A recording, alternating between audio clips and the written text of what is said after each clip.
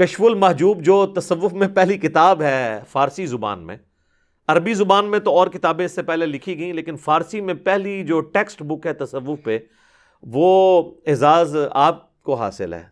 یعنی آپ کے ملک پاکستان میں لاہور میں وہ دربار ہے المعروف داتا دربار، سید علی بن عثمان حجویری المتوفی 465 ہجری، انہوں نے کشف المحجوب لکھی ہے. اور اس میں وہ بایزید بستامی کے حوالے سے لکھتے ہیں کہ بایزید بستامی کہتے ہیں کہ جب میں پہلی دفعہ حج کے لیے گیا نا، تو میں نے جو ہے نا وہ کعبہ دیکھا اور کعبے کے رب کو نہیں دیکھا. اب یہ کون سی ڈیمانڈ ہے، یعنی کہ وہاں پہ کوئی. اور کہتے ہیں پھر جب میں اگلی دفعہ گیا نا، تو پہلا حج تو کہتے ہیں میرا ضائع گیا. اگلی دفعہ گیا تو میں نے بیت اللہ کو بھی دیکھا اور بیت اللہ کے رب کو بھی دیکھا. اور یہ وہ دعویٰ خواب میں نہیں کر رہے، بیداری میں کر رہے ہیں. تو کہتے ہیں کہ جی میں نے کہا یہ بھی اس دفعہ بھی حج میرا گیا، کیونکہ یہ تو شرک ہو گیا، کعبہ بھی اور بیت اللہ بھی. یعنی جن لوگوں کو ان چیزوں کی سمجھ نہیں ہے. اور پھر کہتے ہیں میں جب تیسری دفعہ گیا نا تو کعبہ غائب تھا، صرف اللہ کو دیکھا. تو کہتے ہیں پھر بھی میرا حج نہیں ہوا، کیونکہ اس میں موجود تھا. ٹھیک ہے نا. تو اب یہ وہ ایک کہانی ہے، اور یہ اتنی عجیب و غریب کہانی ہے کہ اکثر لوگ سن کے اس کو سبحان اللہ ہی کہتے ہیں کہ پتہ نہیں کتنی کو بڑی علمی کو بات کر دیتی ہے. تو اس میں انہوں نے ڈائریکٹ دعویٰ کیا ہے. اور تذکرۃ الاولیاء کے اندر شیخ فرید الدین عطار المتوفی 627 ہجری، یہ کتاب پوری دنیا کے اندر صوفیاء کے حالات کے اوپر ایک ٹیکسٹ بک کے طور پہ مانی جاتی ہے، تذکرۃ الاولیاء. تو اس کے اندر انہوں نے بایزید بستامی کے اوپر ایک چیپٹر باندھا ہے، بایزید بستامی کی معراج. اور وہ کہتے ہیں کہ جی بایزید بستامی کو باقاعدہ معراج ہوئی ہے، جس طرح نبی الاسلام کو معراج ہوئی ہے. اور اس میں ان کا دعویٰ لکھا ہے کہ میں نے اللہ تعالیٰ کا مشاہدہ کیا ہے معراج کی رات، خواب میں نہیں، معراج کی رات جو انہوں نے معراج کی. اور اس کے بعد پھر کشف المحجوب اگر آپ پڑھ کے دیکھیں تو اس میں بایزید بستامی کے بارے میں آتا ہے کہ وہ کہا کرتے تھے سبحانی سبحانی ما اعظم شأنی، میں پاک ہوں، میری شان کتنی بلند ہے. تو علی بن عثمان حجویری کہتے ہیں کہ اصل میں اللہ ان کے منہ سے بولتا تھا، کوئی شخص خود تو یہ نہیں کہہ سکتا اپنے بارے میں. تو وہ بولنے والی حق تعالیٰ کی زبان تھی بایزید کے منہ سے. اب یہ وہ عقیدہ ہے جو ہمارا نبی الاسلام کے لیے بھی نہیں ہے. ہم نبی صلی اللہ علیہ وآلہ وسلم کے قلب اطہر پہ قرآن کا نزول مانتے ہیں. ہم یہ نہیں کہتے کہ اللہ تعالیٰ رسول اللہ کے منہ سے بولتا تھا، بلکہ ہم کہتے ہیں اللہ تعالیٰ جو ان پہ نازل فرماتا تھا وہ وہی نبی الاسلام ارشاد فرماتے تھے. یہ عقیدہ تو ہمارا نبی الاسلام کے بارے میں بھی نہیں ہے. اور پھر تذکرۃ الاولیاء کے اندر بھی یہی ان کے دعوے لکھے ہوئے ہیں، اور وہ بھی یہی اسی قسم کی باطل تعویلات کرتے ہیں. اور پھر وہ تو ایک سٹیپ آگے چلے گئے نا. انہوں نے کہا کہ بایزید بستامی سے جب پوچھا گیا کہ بتائیں قیامت والے دن سب لوگ رسول اللہ کے جھنڈے کے نیچے ہوں گے یا آپ کے جھنڈے کے نیچے ہوں گے؟ پوچھنے والے بٹ کیڑے نے جنہوں نے قرآن حدیث ہی نہیں پتا. تو کہتے ہیں میں قسمیاں کہتا ہوں کہ محمد صلی اللہ علیہ وآلہ وسلم اور تمام انبیاء میرے جھنڈے کے نیچے ہوں گے. اور یہاں پہ انہوں نے ختم نہیں کیا، وہ کہتے ہیں لوائی اعظم من لوائی محمد، میرا جھنڈا محمد کے جھنڈے سے بھی بڑا ہوگا. استغفر اللہ واتوب الیہ. حضرت صاحب اگر آپ نے یہ بات کہی ہے نا تو آپ پاکستان میں آئیں تو سب سے پہلے میں پٹیشن فائل کروں گا 295C کی. اب ان لوگوں کے ماننے والوں کو کم از کم ان کتابوں کو پرنٹ کرنے والوں پہ تو 295C لگوانی چاہیے جب تک وہ پرنٹنگ سے توبہ نہیں کرتے. تو پھر وہ مصنف عطار صاحب جو ہیں فرید الدین عطار، وہ اس کی تعویل کرتے ہیں. وہ کہتے ہیں یار کہ بات یہ اتنے بڑے بزرگان دین تھے، یہ کیسے رسول اللہ کی توہین کر سکتے ہیں؟ اصل میں ان کے منہ سے اللہ بول رہا تھا جب وہ کہہ رہے تھے نا کہ میرا جھنڈا محمد کے جھنڈے سے بڑا ہے، تو اللہ کا جھنڈا تو محمد کے جھنڈے سے بڑا ہی ہوگا. ایک جھوٹ کو چھپانے کے لیے ایک اور جھوٹ بولا، اور وہ جھوٹ اتنا بڑا بلنڈر ہے کہ قیامت والے دن تو جھنڈا ہونا ہی ایک ہے.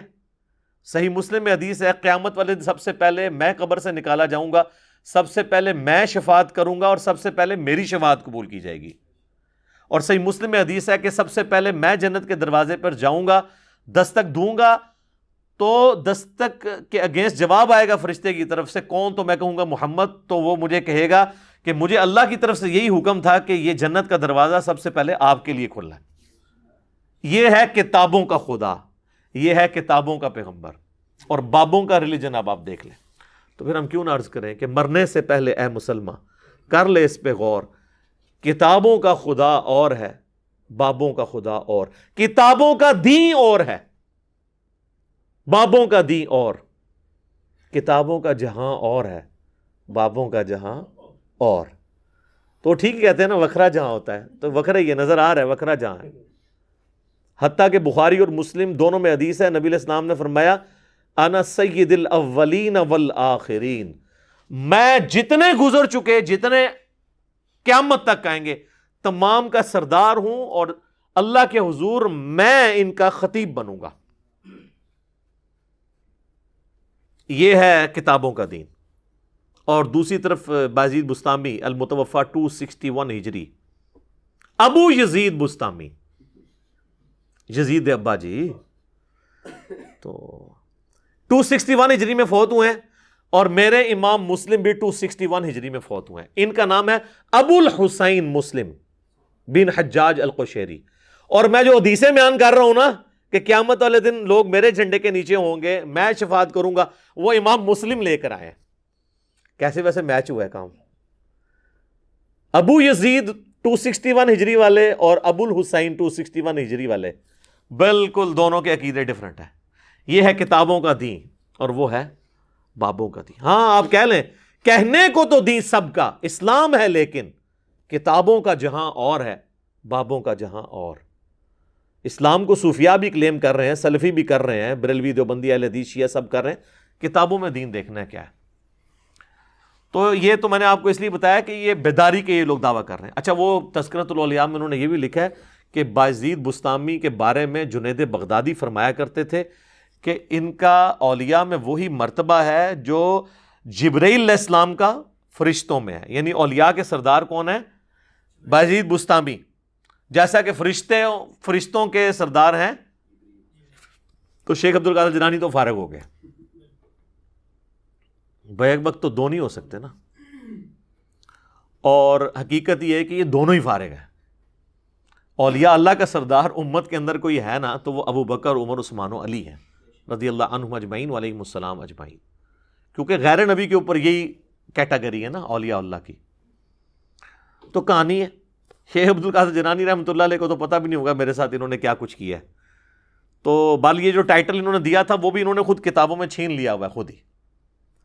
کوئی ضعیف روایت ہی بتا دیں کہ سیدنا ابو بکر، عمر، عثمان و علی رضی اللہ عنہم اجمعین وعلیہم السلام اجمعین، یہی اولو العزم اصحاب رسول ہیں نا، خلفائے راشدین صلی اللہ علیہ وآلہ وسلم ورضی اللہ عنہم اجمعین، تو ان کو تو کبھی کوئی دیدار اس طرح کا نصیب نہیں ہوا۔